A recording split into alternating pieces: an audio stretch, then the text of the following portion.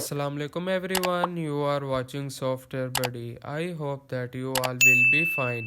The topic today I'm going to discuss is how you can install Scikit-learn in the Python. For this I'm going to open the command prompt and go to the folder, and in particular to the scripts folder where we are going to install the library. As I am in the scripts folder, so I am going to install the libraries using pip.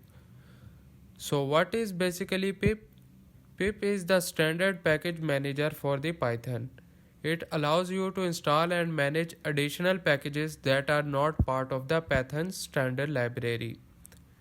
The command for installing libraries will be pip3 install scikit-learn, which will be provided in the description. But before entering the command, make sure that you are in the right folder. So as you can see, the system has started to download and install the libraries. By this way you can install any libraries in your system. Now you are good to go, as the libraries have been downloaded and installed successfully.